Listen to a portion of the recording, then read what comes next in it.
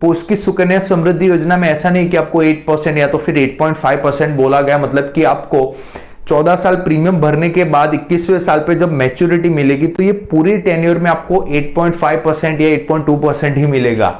नहीं, ये गारंटीड नहीं है, बिकॉज पोस्ट की सुकन्या समृद्धि योजना में प्रिवेलिंग रेट ऑफ इंटरेस्ट है, मतलब कि रेट ऑफ इंटरेस्ट रिवाइज होते जाते हैं, हर 3-3 महीने रेट ऑफ इंटरेस्ट रिवाइज होते हैं।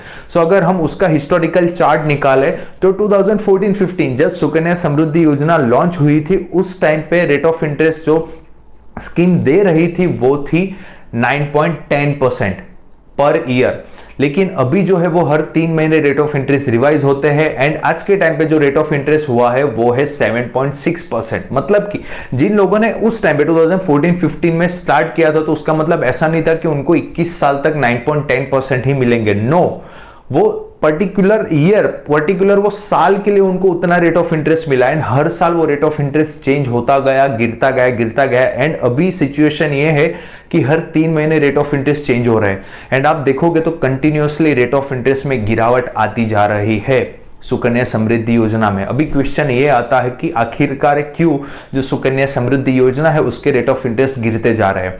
सो ऑलरेडी मैंने मेरे प्रीवियस वीडियोस में पीपीएफ के रिलेटेड जो वीडियो था उसमें भी मैंने डिस्कस की कि 2011 में जब मनमोहन गवर्नमेंट थी उन्होंने एक बहुत ही बड़ा डिसीजन लिया, जब उन्होंने गवर्नमेंट बॉन्ड्स, जितनी भी सिक्योरिटीज है, जितनी भी गवर्नमेंट स्मॉल सेविंग स्कीम्स है जिसमें आता है पीपीएफ, पोस्ट, ये सुकन्या समृद्धि योजना, जो सीनियर सिटीजन स्कीम्स है, ये सारी जो स्कीम्स है, जितने भी इन्वेस्टमेंट ऑप्शन है, सबको लिंक कर दिया। मतलब कि अगर गवर्नमेंट सिक्योरिटीज के अगर रेट ऑफ इंटरेस्ट कम होते हैं तो बैंक एफडीज के रिटर्न्स भी कम होंगे। उसके साथ साथ जितनी भी ये सारी स्मॉल सेविंग स्कीम्स है जिसमें सुकन्या समृद्धि योजना भी इंक्लूडेड है, ये सारी स्कीम्स के रेट ऑफ इंटरेस्ट भी कम होंगे। अभी एक सिंपल सा क्वेश्चन मैं आपसे पूछता हूं कि पिछले कुछ सालों में बैंक एफडीज के रेट ऑफ इंटरेस्ट बढ़े ही कि कम हुए हैं? जाहिर सी बात है कि बैंक एफडीज में बहुत ही बड़ी गिरावट आई है।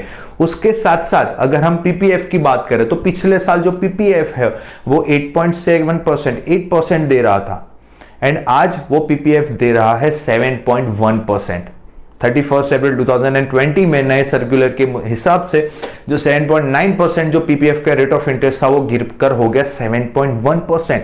सेम चीज हुई है सीनियर सिटीजन स्कीम में एंड वही चीज आगे होने वाली है ये सुकन्या समृद्धि योजना में। मतलब कि अगर बैंक एफडीज के रेट ऑफ इंटरेस्ट अभी भी डाउन होंगे तो सुकन्या समृद्धि योजना में भी बड़ी गिरावट आएगी एंड मैं एक गारंटी के साथ बोलता हूं कि अगले फ्यूचर में भी, मतलब कि आने वाले कुछ सालों में और गिरावट हमें देखने को मिल सकती है बैंक एफडीज में एंड उसका इफेक्ट डायरेक्टली आने वाला है सुकन्या समृद्धि योजना में। अभी आप बोलोगे कि रेट ऑफ इंटरेस्ट कम हो रहा है तो कभी ना कभी तो बढ़ेगा। नो, ये 100 में से 0.001% ऐसे चांसेस है कि रेट ऑफ इंटरेस्ट में आपको बढ़ोतरी दिखेगी, लेकिन इसमें कमी ही आने वाली है। मतलब कि रेट ऑफ इंटरेस्ट कम होने वाले हैं, सो उसका डायरेक्टली इंपैक्ट सुकन्या समृद्धि योजना में होने ही वाला है। मतलब कि अगर मैं आज मेरे बच्ची के लिए ये इन्वेस्टमेंट करता हूं, 14 साल एंड 21वें साल पे मैच्योरिटी, तो आज के टाइम पे भले मुझे पोस्ट 9% दे रही है लेकिन गारंटी बिल्कुल भी नहीं है एंड अगर अगले सालों में अगर रेट ऑफ इंटरेस्ट कम होता है तो at the time of maturity मेरे हाथ में कुछ भी नहीं आने वाला। मतलब कि ऐसी भी चीज हो सकती है कि मैंने जितना पैसा इन्वेस्ट किया है उससे थोड़ा बहुत ही बढ़कर मुझे दिखे और मेरे बच्चों का जो पर्पस था, जिनके लिए मैंने एजुकेशन के लिए तो फिर मैरिज के लिए पैसों का इन्वेस्टमेंट किया था, वो शायद फुलफिल ना हो। Now the most important point of this video and ये पॉइंट को ध्यान से आपको समझना है। चलो मान लेते कि एक फादर जो अकेला एक बंदा है जो अपने घर में इनकम ला रहा है, उसने अपनी बच्ची के लिए यहाँ पे सुकन्या समृद्धि योजना में एक अकाउंट ओपन करवा दिया एंड प्लानिंग शुरू कर दिया एंड 4 या 5 साल के बाद किसी रीजन से फादर की डेथ हो जाती है, फैमिली में एक मिस हैपनिंग हो जाती है। नाउ द क्वेश्चन इज कि अभी पैसा कौन भरेगा यहाँ पे? एंड सुकन्या समृद्धि योजना में से तो उस टाइम पे किसी भी तरह का बेनिफिट आने नहीं वाला एंड अगर उस स्कीम में पैसा ही आप नहीं भरोगे तो at the time of maturity क्या पैसा मिलेगा? नो। सो किसी भी प्रॉफिट के साथ उस टाइम पे पैसा नहीं मिलेगा एंड जो फादर है जिसने अपनी बच्ची के एजुकेशन के लिए या तो फिर उनकी मैरिज के लिए प्लानिंग करवाया था, वो उनका प्लानिंग रह जाएगा अधूरा। ये सबसे बड़ा डिसएडवांटेज है इस स्कीम का। सो यहाँ पे अभी हम सेम एग्जांपल लेते हैं एलआईसी की सुकन्या पॉलिसी में। सो चलो मान लेते कि यहाँ पे भी फादर ने अपनी लड़की के लिए पोस्ट की सुकन्या समृद्धि योजना में ना जाते हुए LIC की कन्यादान पॉलिसी में इन्वेस्ट किया। एंड चलो मान लेते कि उन्होंने 20 साल की कोई टर्म रखी एंड वहां पे उनको 17 साल तक प्रीमियम पे करना है एंड उन्होंने 10 लाख की पॉलिसी ली है, 10 लाख के सम एश्योर्ड की। एंड यहाँ पे उनको पहले से बताया गया है कि भाई 20 साल के बाद आपको तकरीबन 20 लाख मिल जाएंगे। ओके, सो 10 लाख की पॉलिसी है, मैच्योरिटी पे उनको 20 लाख मिलेंगे, ये चीज होगी उनकी गारंटी। अभी यहां पे सेम एग्जांपल अगर हम ले कि 5 साल के बाद चलो मान लेते कि फादर की हो गई डेथ, सो सेम चीज यहां पर भी सुकन्या समृद्धि योजना में प्रीमियम तो कौन पे करेगा? कोई नहीं। अगले 12 साल तक प्रीमियम जो पे करने वाला बंदा था वो ही नहीं रहा।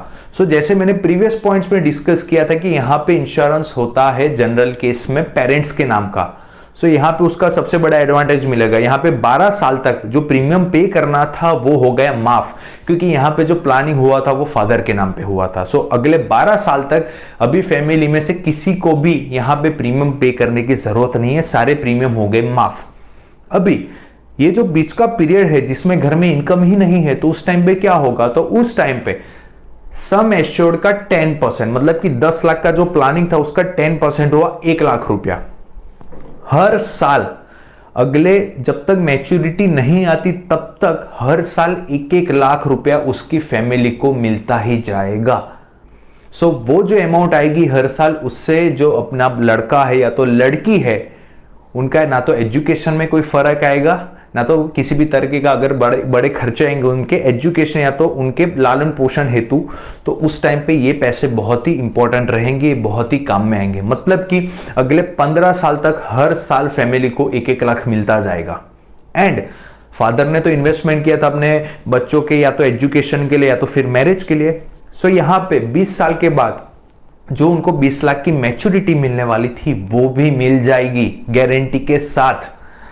सो यहां पे 2 बेनिफिट हुए। अगर फादर नहीं रहते सो हर साल 1-1 लाख रुपया मिलता जाएगा and at the time of maturity जो अमाउंट मिलने वाली थी अपने बच्चे को वो भी अपने फादर ना रहते भी देकर जाएंगे। सो यहां पे सबसे बड़ा एडवांटेज हो जाता है LIC की कन्यादान पॉलिसी, जीवन लक्ष्य पॉलिसी का। सो फ्रेंड्स, आई होप आपको भी पता चल गया होगा कि जो पुष्ट की सुकन्या समृद्धि योजना है एंड LIC की जो कन्यादान पॉलिसी है उसमें क्या डिफरेंस है, कौन सी प्लानिंग में आपको ज्यादा एडवांटेज मिलने वाला है, कौन से प्लानिंग में आपको डिसएडवांटेज होने वाला है। सो मेरे हिसाब से अगर आप अपने बच्चों के लिए प्लानिंग करते हो तो उस तरह से प्लानिंग करो जिसमें आपके जो पैसे है वो ज्यादा सेफ हो एंड सिक्योर हो एंड आपको बेटर रिटर्न मिले।